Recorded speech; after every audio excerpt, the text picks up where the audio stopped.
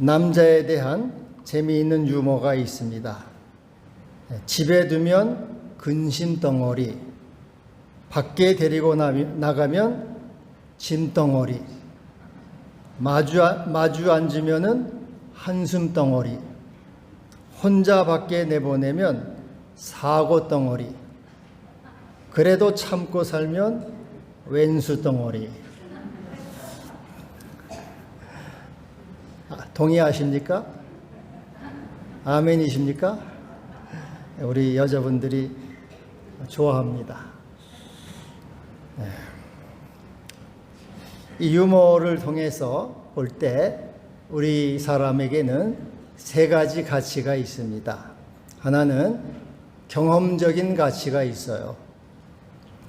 지금까지 일어난 일을 통해서 가치를 매기는 거죠. 남편하고 같이 사니까 남편이 왼수덩어리구나, 사고덩어리구나, 짐덩어리구나, 그런 경험을 통해서 경험적 가치가 생기는 겁니다. 두 번째로는 창조적 가치가 있습니다. 이 남편이 비록 근심덩어리이고 짐덩어리이지만은 평강공주와 바보 온달처럼 내가 이 남편을 개조해서 쓰자, 고쳐서 쓰자. 여자는 개조에 탁월한 재능이 있어요. 남편을 개조해 쓰는 역사적인 사명을 띠고 태어났습니다. 그래서 여자들은 남편을 잘 개조해서 씁니다. 그러니까는 남편을 내가 고쳐서 쓰자. 이게 창조적 가치입니다. 세 번째로는 태도적 가치가 있어요. 이 사고덩어리, 짐덩어리 남편을 왜 나에게 붙여주셨는가? 왜 내가 이러한 남자를 만났는가? 무슨 뜻이 있을까? 하나님은 내게 무엇을 말씀하시나? 그를 생각하면서 더 유익하고 더 이렇게 온전한 방향으로 나가는 거죠. 욥기 23장 10절에 그가 나의 가는 길을 그가 아시나니 그가 나를 연단하신 후에는 내가 정금같이 나오리라.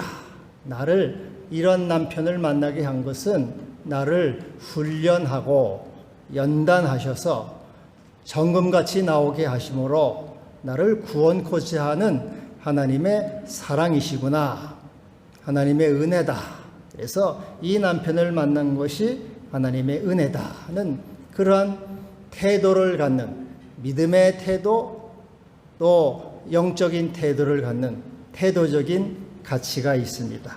그래서 여러분, 우리가 어떤 일을 만나도 이 바른 태도, 믿음의 태도를 가지면은 모든 것이 합력해서 선을 이루고 유익이 될 줄을 믿습니다. 이것이 우리 믿는 사람들의 바른 모습이고 자세입니다. 이 기드온 용사들도 보면은 여러 가지 가치를 갖고 있는 것을 볼 수가 있습니다. 하나님은 그 중에서 300명만 선택하셨습니다. 많은 사람들이 왔지만은 하나님은 그 중에서 어떠한 가치를 갖고 있는가 그것을 생각하시고 그들 중에 오직 300명의 사람만 선택하셨죠. 하나님이 어떠한 사람을 기뻐하시는가, 하나님은 어떠한 사람을 사용하시는가 하는 것을 배울 수가 있습니다. 우리 모두는 예수 그리스도의 군사입니다. 하나님이 우리를 기뻐하시고 또 우리가 하나님이 사용하시는 그러한 영적 태도, 바른 태도, 영광의 기드온의 군사, 또 영광의 그리스도의 용사가 될 수 있기를 바랍니다. 먼저 하나님이 이 기드온 군사를 선발하신 그 조건은 3절에 누구든지 두려워서 떠는 자는 돌아가라. 두려워서 떠는 자는 돌아가라. 부정적이고 소극적이고 불신앙적인 태도를 가진 자는 돌아가라. 이렇게 말씀하고 계십니다. 그래서 돌아가라고 하니까 돌아간 백성이 22,000명, 남은 백성이 10,000명. 3분의 2가 넘죠. 이 세상에는 두려워하는 사람들이 많다는 거죠. 이 사람들도 두려운 마음을 갖고 나왔어요. 그러나 억지로 할 수 없이 끌려서 나온 겁니다. 그래서 두려워 떠는 자는 돌아가라. 우리 하나님은 두려워하는 자를 기뻐하지 않는다는 말씀입니다. 두려워하는 자를 사용하지 않는다는 말씀이죠. 그리고 성경에는 두려워하지 말라고 계속적으로 우리에게 말씀하고 계십니다. 창세기 15장 1절 아브라함아 두려워하지 말라. 나는 너의 방패여 지극히 큰 상급이니라. 여호수아에게도 강하고 담대하라. 두려워하지 말고 놀라지 말라. 이렇게 말씀하십니다. 이사야 41장에도 이사야에게 두려워하지 말라. 내가 너와 함께함이라. 놀라지 말라. 나는 내 하나님이 됨이라. 제자들이 광풍으로 두려워합니다. 그때 예수님이 너희가 어찌하여 이렇게 두려워하느냐?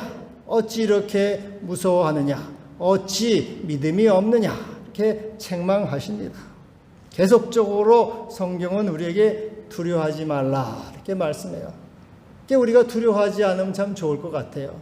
두려워하지 말라고 했으니까 이제부터는 두려움은 물러가라 그러면 좋을 것 같은데, 아무리 주님이 우리를 책망하시고 두려워하지 말라고 해도 우리는 여전히 두려워하고 여전히 걱정하고 여전히 근심합니다. 여전히 불안해합니다. 왜 하나님은 우리에게 두려워하지 말라고 하시면 우리는 여전히 두려워하고 걱정해야 됩니까? 우리 사람은 크게 이중구조로 되어 있습니다. 하나는 우리 육체죠. 우리는 이 몸뚱이, 육이 있습니다. 겉사람이라고 그럽니다. 이 겉사람이 있는 한, 겉사람으로 살아가는 한 우리는 두려움에서 결코 해방될 수가 없습니다. 사람은 이 몸뚱어리가 있기 때문에 이 몸뚱어리가 다치지나 않을까, 병나지나 않을까, 코로나에 걸리면 어떡하나, 질병에 걸리면 어떡하나, 죽으면 어떡하나, 이 몸뚱어리에 있기 때문에 이 몸뚱어리를 의식하고 몸뚱어리를 위해서 살면은 결코 이 두려움에서 벗어날 수가 없습니다. 절대로 두려움에서 해방될 수가 없어요. 여러분, 그러면은 돈이 아주 많고 권력이 많은 사람은 두려움이 없겠습니까? 돈이 많은 사람은 더 걱정이 많아요. 천석군은 천가지 걱정, 만석군은 만가지 걱정. 권력이 있는 사람은 두려움이 없습니까? 권력이 있는 사람은 원수가 많습니다. 노리는 적들이 많아요. 그래서 그 사람들은 밤잠을 못 잡니다. 인간은 육체를 갖고 있어서 육체를 의식해서 사는 한 결코 두려움에서 벗어날 수가 없는 겁니다. 아무리 조심을 해도 마침내는 죽음이 찾아와요. 너는 흙이니 흙으로 돌아갈지니라. 그래서 내가 이 육체를 따라서 육체를 걱정하면서 몸뚱이를 바라보면서 살아가는 한 우리는 이 두려움에 매여서 두려움의 종로로 타는 존재, 허무와 절망에 빠지는 존재가 될 수밖에 없는 겁니다. 여러분, 또 하나 우리 인간은 이 또 속성은 우리는 영이라는 거예요. 영혼, 우리에게는 영이 있고 영혼이 있습니다. 속사람이라고도 하는데, 이 겉사람은 오간을 상대해서 살아가요. 먹으면 배부르고 안 먹으면 배고프고, 뭔가 돈이 많이 있으면 든든하고 기분이 좋고, 돈이 없으면 슬프고 불안하고, 이게 오간을 상대로 하고 살아가는 겁니다. 그래서 겉사람으로 살면은 희노애락, 슬픔, 걱정, 두려움 가운데 늘 빠져 살아가는 거죠. 그러나 우리가 이 속사람, 영으로 살면은, 이것은 영은 오간을 상대하는 것이 아니고 주님을 상대하는 거예요. 생명이신 예수님을 상대하는 것입니다. 내가 예수를 믿음으로 예수께서 내 안에 오심으로 우리 예수님은 나의 주님이 되시고 나의 하나님이 되셨습니다. 그래서 우리 속사람은 예수를 상대하고 예수 생명으로 살아감으로 우리는 부활 생명의 존재가 된 것입니다. 나는 부활이요 생명이니 나를 믿는 자는 죽어도 살겠고 살아서 나를 믿는 자는 영원히 죽지 아니하리라. 그래서 우리가 이 예수의 생명으로 살고 속사람으로 살게 되면은 병드는 것, 또 늙는 것, 죽는 것에서 해방이 되고 일체의 결핍에서 자유하기 때문에 우리는 두려워하지 않는 존재가 되는 것입니다. 평안하고 기쁘고 감사한 존재가 되는 것이죠. 제자들이 두려움 가운데 있을 때 예수님이 찾아오셔서 너에게 평강이 있을지어다, 성령을 받으라, 이렇게 말씀하셨어요. 이 두려워하는 제자들은 육으로 있는 제자죠. 육으로. 그러나 성령을 받으라 라고 말할 때 그의 속사람이 예수의 영으로 채워짐으로 그들은 예수의 생명을 가졌으므로 그들에게는 이 두려움을 넘어서 예수님의 이 생명과 예수님의 능력과 은총으로 평강을 누리는 존재가 된 것입니다. 그래서 두려워하지 말라, 두려워하는 자는, 두려워 떠는 자는 돌아가라, 이렇게 말씀하시는 것, 이것은 겉사람 정욕과 탐심과 자기와 이 자와 몸뚱이로 살아가면 두렵다는 거예요. 이것을 늘 의식하면서, 그러나 내 안에 계신 주님, 내 안에 계신 이 주님을 따라서 살아가면은 그에게는 늘 평안함이 있고 감사가 있고 기쁨이 넘치게 되는 것입니다. 너에게 평강이 있을지어다, 성령을 받아라. 여러분 항상 예수의 생명, 예수의 능력, 부활의 생명으로 살아가므로 주님을 의지하고 그를 붙들므로 여러분이 두려움을 극복하고 평안을 누리는 사람이 되기를 바랍니다. 주님은 이러한 사람을 사랑하시고 이러한 사람을 쓰신다고 말씀하고 있는 거죠. 두 번째로 기드온 용사의 이 선발 기준은 5절에 보면은 개가 핥는 것 같이 혀로 물을 핥는 자는 돌아가라. 여러분 동물의 왕국 보면은 짐승들은 이렇게 머리를 대가리를 받고 물을 먹잖아요. 그래 이제 그때가 위험한 때입니다. 이제 사방에 볼 수가 없으니까 그때 뭐 악어가 갑자기 와서 잡아먹든지 뭐 사자가 와서 먹든지 그래요. 이렇게. 그래서 그때가 방심할 때죠. 이렇게 머리를 물 속에 박으니까. 그래서 이 군인들이 이 얼굴을 물에다 박고 먹는다는 것은 태만하고 방심한 자세를 말하는 것입니다. 그래서 이 군인이 경계에 소홀하게 되면은 위험하죠. 적군이 공격을 하면은 피할 수가 없는 거죠. 그래서 이것은 이 부주의하고 태만하다는 것은 육에 속한 것을 말하는 거죠. 땅에 속한 존재. 땅에 속해서 땅을 바라보고 세상에 속해서 세상을 바라보고 뒤를 돌아보는 자는 그리스도의 군사로 합당하지 않다, 이렇게 말씀하고 있는 겁니다. 우리 주님도 누가복음 9장에 손에 쟁기를 잡고 뒤를 돌아보는 자는 하나님 나라에 합당하지 않다, 이렇게 말씀하셨습니다. 여러분 상어가 있잖아요. 상어는 이 바다에서 강자 아니에요. 상어를 해칠 그 물고기는 없습니다. 근데 이 상어는 바닷속 강자인데 약점이 하나 있다 그래요. 상어는 이 부레가 없대요. 공기주머니. 부레가 있어야지 물에 이렇게 뜰 수가 있거든요. 그래서 부레가 없기 때문에 상어는 이렇게 자꾸 가라앉는다 그래요. 그래서 상어는 가라앉지 않기 위해서는 계속적으로 지느러미를 움직여야 돼요. 지느러미 계속 꼬리를 치고 지느러미를 움직여야지 이제 이 상어가 이제 이렇게 물에 떠서 살 수가 있는 거죠. 근데 이 중국 사람들은 상어 지느러미 먹잖아요. 상어 지느러미를 잘라가지고 바닷속에 던지면은 상어는 이제 지느러미 없어 죽는 거예요. 참 잔인한 일이죠. 하여튼 이 상어는 지느러미 부레가 없어서 지느러미를 움직여야지 뜰 수가 있기 때문에 잠을 잘 때도 꼬리를 계속 흔들어야 된다는 거죠. 그래야지 이 상어가 그렇게 해서 살아가는 방법입니다. 여러분, 상어가 이와 같이 지느러미를 움직여야지 바닷속에 가라앉지 않듯이 우리 성도는 항상 기도함으로써 세상에 가라앉지 않게 돼요. 기도하지 않으면 세상의 근심과 걱정과 두려움 가운데 가라앉아서 익사하고 거기에 이제 눌려서 죽게 되는 거죠. 우리가 기도함으로써 주님께 떠오를 수 있고 생명으로 떠올라서 주님의 영광으로 나아갈 수가 있게 되는 것이죠. 그래서 계속해서 우리는 쉬지 말고 기도하라. 또 항상 너희가 성령 안에서 기도하라. 거룩한 손을 들어 기도하라. 기도하며 깨어있으라. 이렇게 말씀하고 있습니다.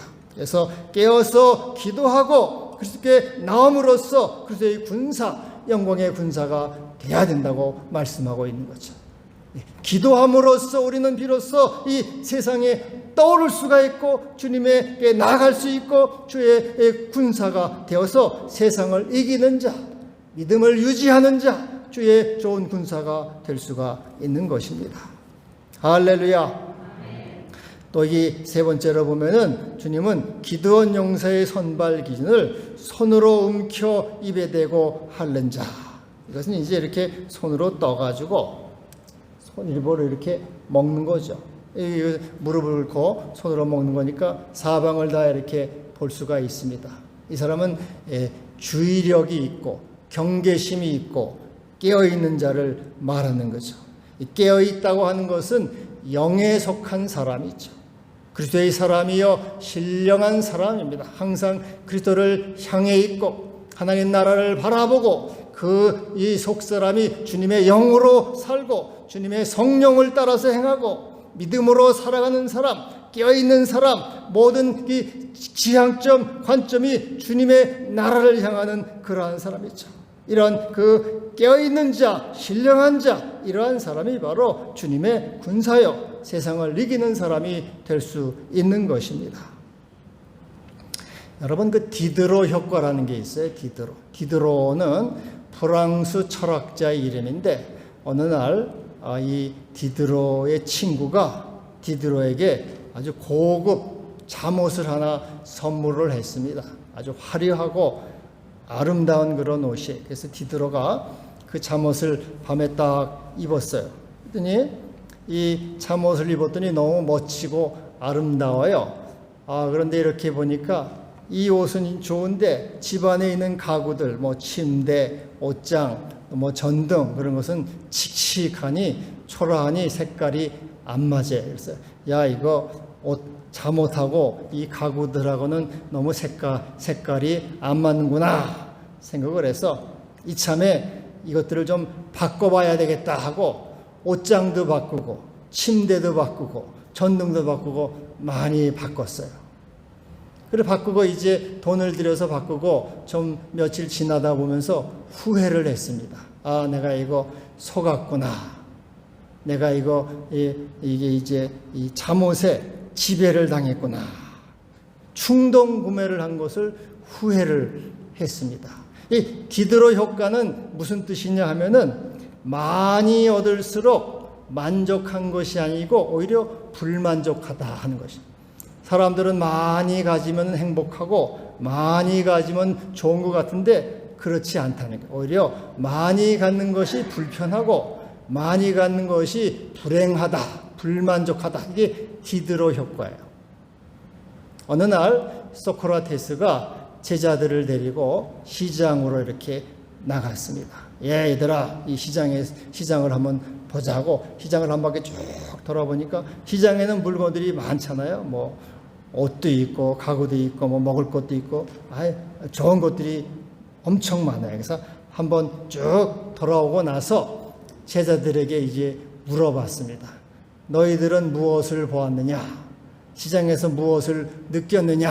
하고 이렇게 물었습니다. 그랬더니 제자들이 스승님, 참 시장 안에는 먹을 것도 많고 볼 것도 많습니다. 참 이것도 갖고 싶고 저것도 갖고 싶고 돈이 있으면 다 사고 싶습니다.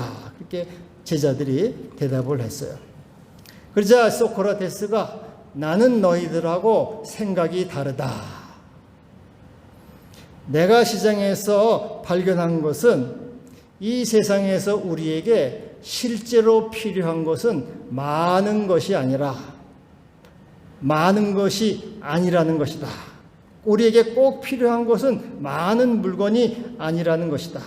예를 들어서 가장 좋은 방, 가장 좋은 집은 이것저것 잡다한 물건을 많이 갖다 놓은 집이 아니고 꼭 필요한 물건, 꼭 필요한 것들만 있는 집, 그 방이 정말로 좋은 집이다. 그렇게 얘기를 했습니다. 그러면서 이런 말을 했어요. 너희들이 행복을 원한다면 포기하는 법을 배워야 한다.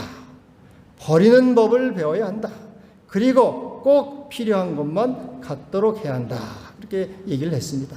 여러분, 영에 속하는 사람은 어떠한 사람이겠습니까? 신령한 사람은 어떠한 사람입니까? 어떠한 태도를 갖고 있는 사람입니까? 이 본질적인 것에만 관심을 갖는 사람이 신령한 사람이에요. 꼭 필요한 것만 갖고자 하는 사람이 영적인 사람입니다. 그 외에 잡다한 것들을 사치와 허영과 명예와 이익과 정욕, 이것은 관심을 갖지 않고 그거는 버리는 것, 본질적인 것에만 관심을 갖는 사람이 영적인 사람이라 하는 것입니다.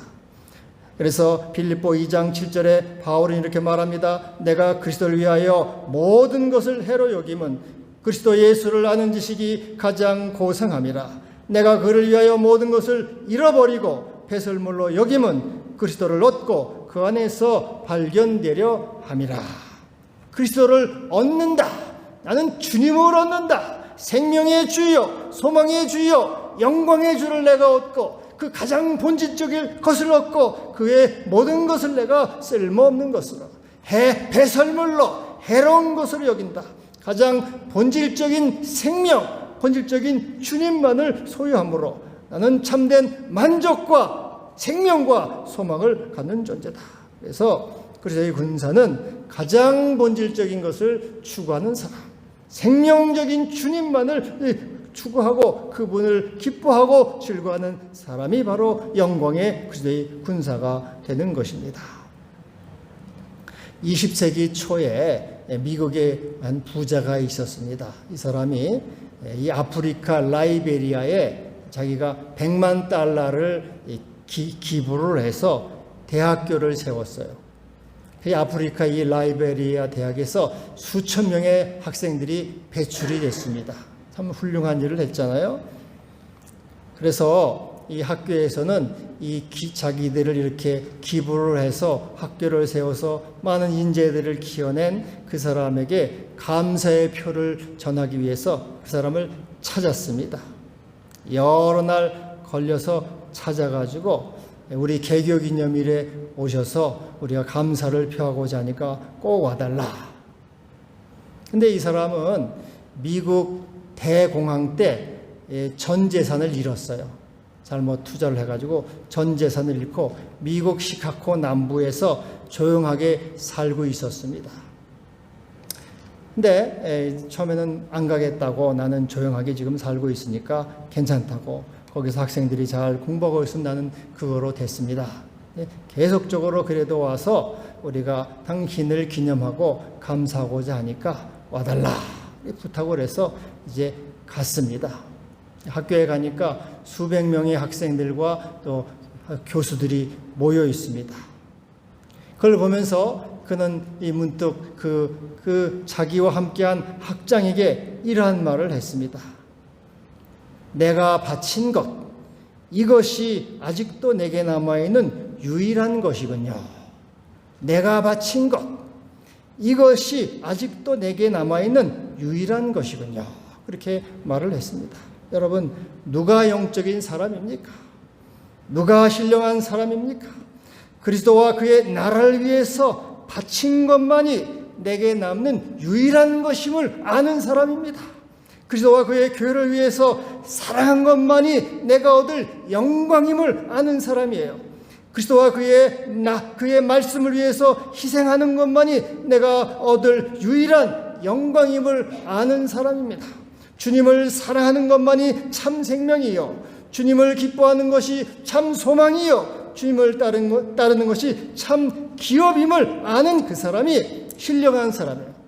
이와 같이 주님께 소망을 두고 주님을 기뻐하고 주님과 함께 살아감으로 하늘나라의 소망을 더 풍성히 갖는 그 사람, 우리 주님은 그러한 사람을 주의 군사로서 쓰시고 영광의 군사가 되고 나와 함께 고난을 받고 영광에도 참여할 것이라고 우리 주님은 말씀하고 있는 것입니다. 여러분, 그러므로 이러한 깨어있는 자, 이러한 자를 통해서 이들을 통해서 너희를 구원하리라. 미디안 손에서 너희를 건져내리라. 원수의 손에서 건져내리라. 승리를 주고 영광을 주리라. 우리 모두 주님의 좋은 군사로서 승리와 영광을 누리는 믿음의 사람 되기를 바랍니다. 기도합시다. 주님 감사합니다. 우리를 불러주시고 써주시고 주의 군사로 삼으셨습니다. 주여, 우리가 오직 주님을 더욱 사랑하게 하시고 주님을 기뻐하게 하시고 주 안에서 참 생명을 누리고 기업을 얻게 하여 주옵소서. 우리가 승리하여 세상을 바꾸고 또 교회를 회복시키는 영광의 주님의 군사가 다 되게 하여 주옵소서. 예수님의 이름으로 기도하옵나이다. 아멘.